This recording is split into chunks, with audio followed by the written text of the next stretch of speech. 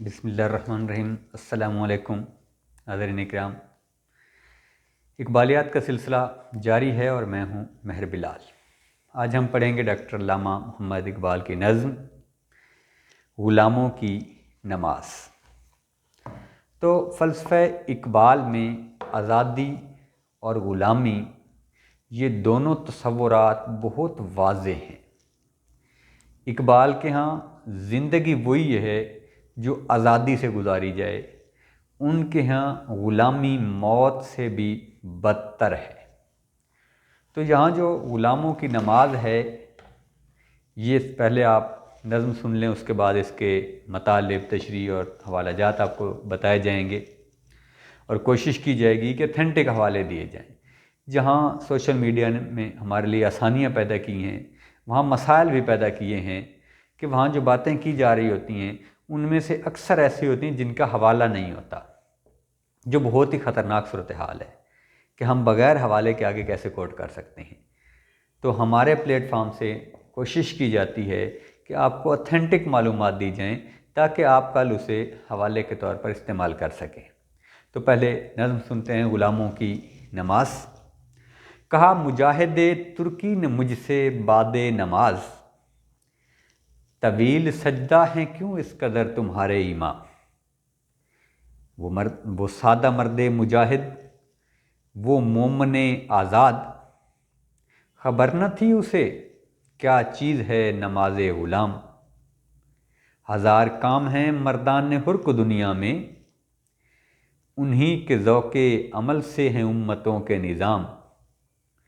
बदन ग़ुलाम का सोज़े अमल से है महरूम, कि है मुरूर ग़ुलामों के रोज़ शब पे हराम। तवील सजदा अगर हैं तो क्या ताज्जुब है, वराए सजदा गरीबों को और क्या है काम। खुदा नसीब करे हिंद के इमामों को, वो सजदा जिसमें है मिल्लत के ज़िंदगी का प्याम। तो सबसे पहले इसका पस मंज़र देख लें कि ग़ुलामों की नमाज ये नज़्म अल्लामा इकबाल ने लिखी जब तुर्की का एक वफ़द, हिलाल अहमर वफ़द जो है वो 1920 के लगभग लाहौर आया। तो जो उनके अमायदीन थे उनको खुशामदीद कहने के लिए जो यहाँ बरसगीर के अमायदीन थे, उनमें डॉक्टर अल्लामा मोहम्मद इकबाल भी शामिल थे। तो अल्लामा साहब उनके साथ मौजूद थे जब उन्होंने बादशाह मस्जिद में नमाज जुमा अदा की। तो नमाज जुमा अदा करने के बाद किसी एक फ़र्द ने अल्लामा इकबाल साहब से ये कहा कि आपके जो इमाम साहब हैं वो इतने लंबी नमाज कैसे पढ़ाते हैं।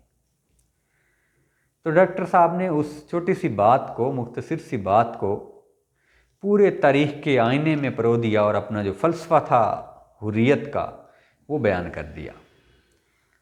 तो पहला शेर देखें। कहा मुजाहिदे तुर्की ने मुझसे बादे नमाज, तवील सजदा हैं क्यों इस कदर तुम्हारे इमाम। अब मुजाहिद तुर्की लफ्ज़ से लग रहा है कि जो पूछने वाला है वो मुजाहिद है। जब मुजाहिद है तो मुतहर्रिक है, और इकबाल का जो मर्द मोमिन है वो मर्द मुजाहिद भी है, वो मर्द हुर भी है, वो मर्द मुतहर्रिक भी है। तो जो मर्द मुजाहिद है वो पूछ रहा है कि जो आपके इमाम साहब हैं ये इस कदर तवील सजदे क्यों कराते हैं, मतलब ये इतनी लंबी नमाज क्यों पढ़ाते हैं, इसके पीछे क्या लॉजिक है। इकबाल कत्तन नमाज के ऊपर तंज नहीं कर रहे। नमाज इबादत, जब कुरान फरमाता है कि हमने इंसानों और जिन्नों को इबादत के लिए पैदा किया, तो यहाँ जो नुक्ता समझने का है वो ये है कि इबादत क्या है। अब देखें, इबादत हर शख्स की, हर ओहदे की, हर रुतबे के लिहाज से इबादत है। अब अगर बादशाह है तो उसकी इबादत क्या है, अदल इंसाफ करना, क्योंकि क़यामत के दिन बुलंद मर्तबा वो बादशाह होगा जो आदिल भी होगा। तो उसकी इबादत क्या है सबसे बड़ी, कि वो अदल इंसाफ करे। मर्द मुजाहिद की इबादत क्या है कि वो जान निसार हो, वो मैदान कारज़ार में जान लुटाने के लिए तैयार हो जाए, वो उसकी सबसे बड़ी इबादत है। ताजर की इबादत क्या है कि वो ईमानदारी के साथ सौदा बेचे, ये उसकी सबसे बड़ी इबादत है। अगर वो नमाज पढ़ के 4 नफल भी पढ़ के बाहर निकले और जाकर अपनी दुकान पे फिर बेईमानी करे तो उसको कोई सवाब नहीं मिलने वाला जो सजदे करके आया है। उसके सजदे कब कबूल होंगे? जब वो कारोबार में ईमानदारी भी दिखाएगा। तो उसकी बड़ी इबादत क्या है? ईमानदारी। किसान की इबादत क्या है? वो तकवा, जो बीज मट्टी में बोने के बाद अल्लाह ताला की ज़ात पे भरोसा करके आ जाता है। तो हर किसी की इबादत का जो पैमाना है वो अलग अलग है। तो मर्द मुजाहिद ये पूछ रहा है कि हुज़ूर वाला, आपके जो इमाम साहब हैं वो इतने लंबे लंबे सजदे क्यों करवाते हैं, लंबी लंबी रकतें क्यों पढ़ाते हैं, लंबी लंबी नमाजें क्यों पढ़ाते हैं? तो इकबाल ने उसको क्या कहा है, उसका जवाब क्या दिया है? इकबाल सबसे पहले जब दूसरे शेर में क्या फरमा रहे हैं, वो सादा मर्द मुजाहिद, वो मोमिन आज़ाद, खबर न थी उसे क्या चीज़ है गुलाम नमाज गुलाम। इकबाल करे कि वो मर्द मुजाहिद है, उसकी तो इबादत है मैदान कारज़ार में खड़े होना, वहाँ 2 रकत फ़र्ज अदा करता है, सलाम फेरता है, फिर अपनी तलवार उठाता है, फिर अपनी बंदूक उठाता है, फिर जान हथेली पर रख के दुश्मन के मुकाबले में सफ़र हो जाता है। वो आज़ाद मोमिन है। उसे क्या पता कि ग़ुलामों की नमाज में और आज़ाद की नमाज में फ़र्क होता है। ग़ुलाम की नमाज और होती है, आज़ाद की नमाज और होती है। खूबसूरत शेर इकबाल का कि ये मिसरा लिख दिया किस शौख ने महराब मस्जिद पर, ये मिसरा लिख दिया किस शौख ने महराब मस्जिद पर, कि नादां गिर गए सजदों में जब वक्ते क़याम आया, कि नादां गिर गए सजदों में जब वक्ते क़याम आया। तो ग़ुलामों की नमाज ये होती है कि जब उन्हें आज़ादी के लिए खड़ा होना था तब वो सजदों में गिरे पड़े होते हैं। तो दुआओं से तो फ़लस्तीन आज़ाद नहीं होने वाला, दुआओं से तो कश्मीर आज़ाद नहीं होने वाला। अगर हमें आज़ादी चाहिए तो फिर क़याम करना पड़ेगा, फिर स्टैंड लेना पड़ेगा। तो इकबाल क्या फरमा रहा है कि उस सादा बंदे को, मर्द मुजाहिद को पता ही नहीं था कि ग़ुलामों की नमाज क्या होती है। इकबाल फरमा रहे हैं कि कौम क्या चीज़ है, कौम क्या चीज़ है, कौमों की इमामत क्या है, कौम क्या चीज़ है, कौमों की इमामत क्या है, इसको क्या समझें ये बेचारे 2 रकत के नमाज, इसको क्या समझें ये बेचारे 2 रकत के इमाम, कि ये जो बेचारे 2 रकत के इमाम हैं, इन्हें क्या पता कि इमामत कौमों की क्या होती है, जिन्होंने सिर्फ सजदे और दुआओं के सहारे पर सारे अपने मामलात को जोड़ लिया है। वो तकदीर का मोहताज होकर बैठ गए और अपनी सारी नाकामियों को तकदीर के खाते में डाल दिया है। तो इकबाल करे कि उस मर्द मुजाहिद को क्या पता कि ग़ुलामों की नमाज क्या होती है।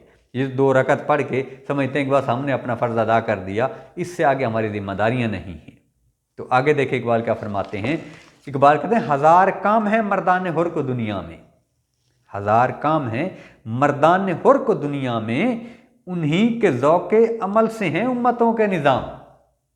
कि ये जो दुनिया का निज़ाम चल रहा है, जो उम्मतों का वक़ार है, निज़ाम से मुराद है निज़ाम हुकूमत, वक़ार।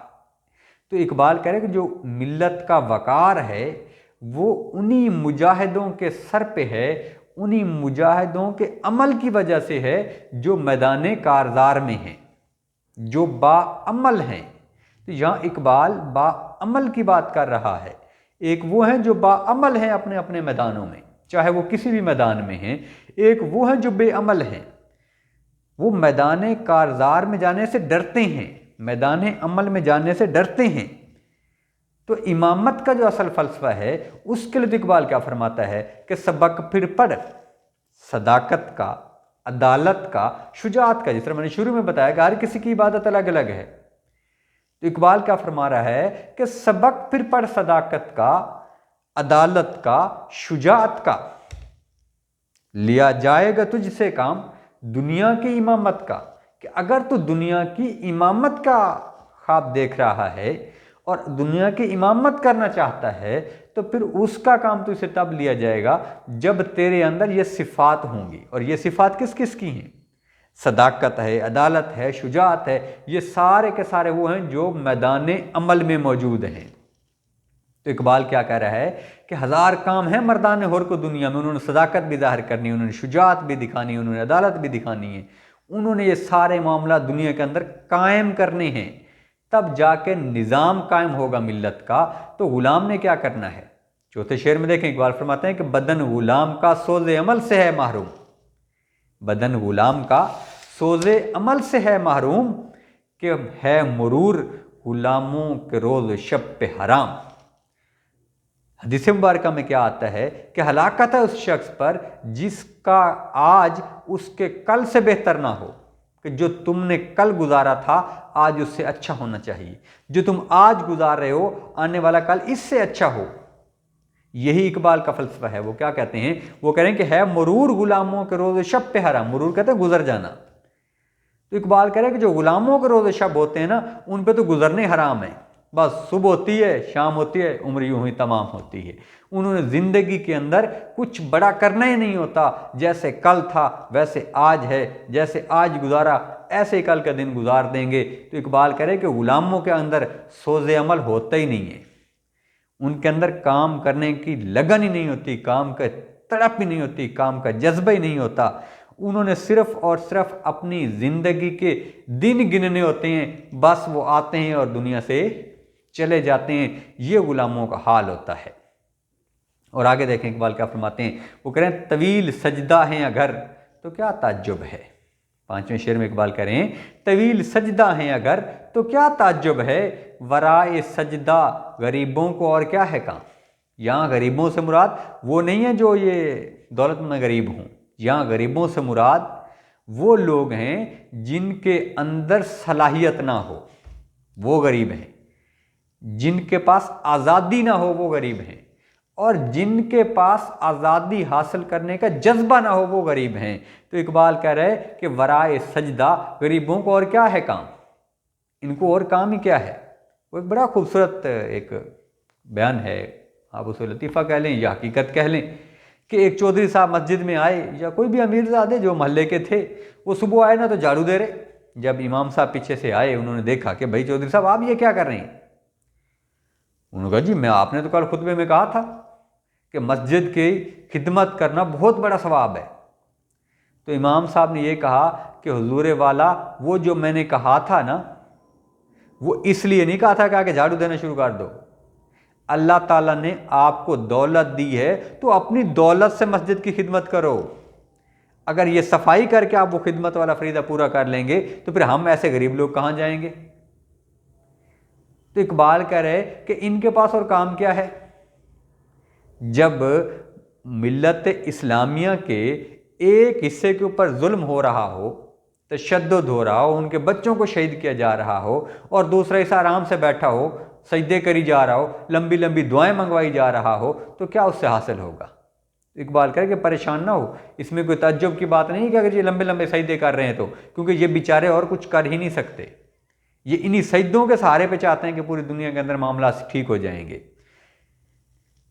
हवाला देखें, कह रहे खबर नहीं क्या है नाम उसका, खबर नहीं क्या है नाम उसका, खुदा फरेबी के खुद फरेबी।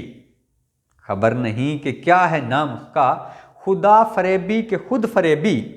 अमल से फारिग हुआ मुसलमान, अमल से फारिग हुआ मुसलमान, बना के तकदीर का बहाना। कि ये सिर्फ सजदे करी जा रहा है कि बस जी जो किस्मत में मिल जाएगा। तो भाई तकदीर ये तो नहीं कहती कि तुम हाथ बांध के बैठ जाओ और फिर कहो कि जो मिल जाएगा ठीक है, होना वही है जो खुदा ने चाहा है। लेकिन ये भी तो खुदा ने कहा है ना कि हिम्मत करो, लैसल इंसान इल्ला मासा, बंदे के लिए तो है ही वही कुछ जिसकी वो कोशिश कर रहा है। तो कोशिश तो आपने करनी है ना भाई। तो इकबाल करके इन बेचारों को तो सजदों के अलावा कुछ आता ही नहीं है, कभी ज़िंदगी में कोशिश करनी इन्होंने सीखी नहीं है, कोशिश करने इन्हें आता ही नहीं है। और फिर जो सजदे कर रहे हैं वो भी बेज़ौक हैं, जो सजदे कर रहे हैं वो भी बेज़ौक हैं। आगे देखें छठे शेर में और आखिरी शेर इस नज़्म का, कह रहे खुदा नसीब करे हिंद के इमामों को, खुदा नसीब करे हिंद के इमामों को वो सजदा जिसमें है मिल्लत की ज़िंदगी का प्याम। कि ये जो सजदे कर रहे हैं ना तवील तवील, ये सजदे भी वो वाले सजदे नहीं हैं जो मतलूब हैं। वो कह रहा सफ़े कज दिल परेशान सजदा बेज़ौक, सफ़े कज दिल परेशान सजदा बेज़ौक़ के जज्बे अंदरूं बाकी नहीं है, कि इनके अंदर वो जज्बा ही नहीं है, वो लगन ही नहीं है, वो तड़प ही नहीं है, ना इनकी सफ़ें सीधी हैं, ना इनके दिल सीधे हैं, ना इनके रुख सीधे हैं, ना इनके सजदों में ज़ौक़ है। तो इकबाल करे कि कुछ भी नहीं है। खुदा नसीब करे हिंद के इमामों को वो सजदा जिसमें है मिल्लत की ज़िंदगी का प्याम।